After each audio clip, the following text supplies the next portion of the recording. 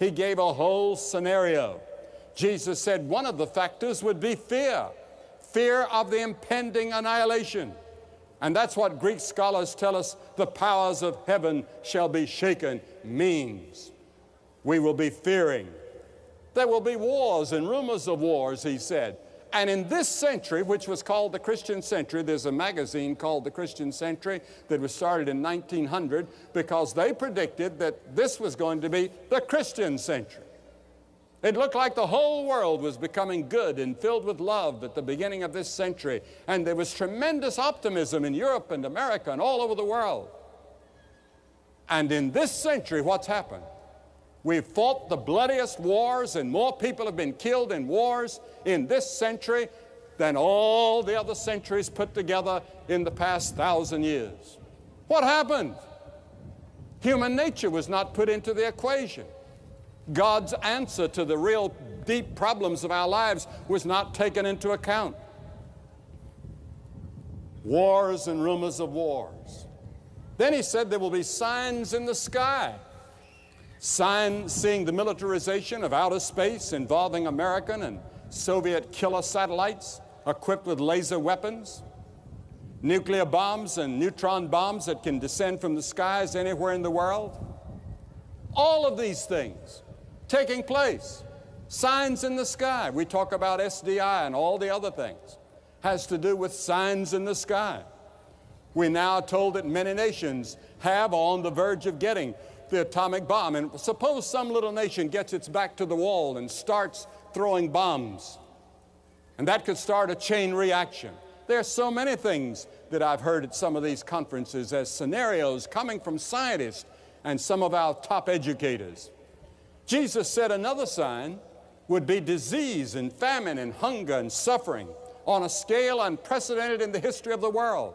And more people today are starving and suffering from disease with all of our modern medicine, with everything we have. And then he said there would be immorality on a wide scale. People will be swapping wives.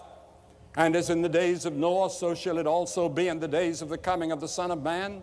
They ate, they drank, they married wives, and they were given in marriage. And the divorce statistics all over the world, including the Soviet Union, including Great Britain, where we have our friends on the platform, they could tell you stories of what's happening all over the world.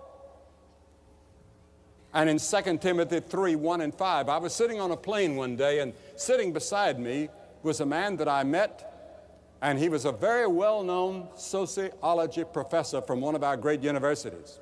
And I happened to be reading the 3rd chapter of Timothy in Phillips' translation. And he said, "What are you reading?"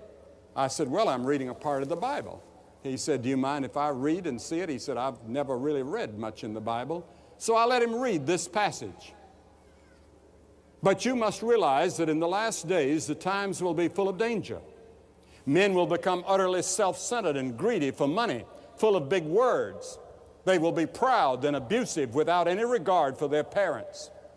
They will be utterly lacking in gratitude, reverence, and normal human affection. They will be remorseless, scandal mongers, uncontrolled and violent, and haters of all that is good. They will be treacherous, reckless, and arrogant, loving what gives them pleasure instead of loving God. They will maintain a facade of religion, but their lives deny the truth." Keep clear of people like that. When he finished reading that, he turned to me and he said, "You know, that's really a description of our country today." He said, "Is that really the Bible?" I said, "Yes, and that was written more than 2,000 years ago. It's a prediction of what's going to happen in the future." He said, "It's happening now." He said, "We see it every day in all the papers that I have to see, and the papers I have to read, and the books I'm writing." He said, "I'm going to take this. I may use this whole thing in the next book that I put out." And then Jesus said there'll be worldwide evangelism. Matthew 24:14, "And this gospel of the kingdom shall be proclaimed in all the world for a witness to all nations. Then shall the end come." Now the whole world at this moment can hear about Christ by radio, television, the printed page. There's nowhere that you can go that someone couldn't tune in.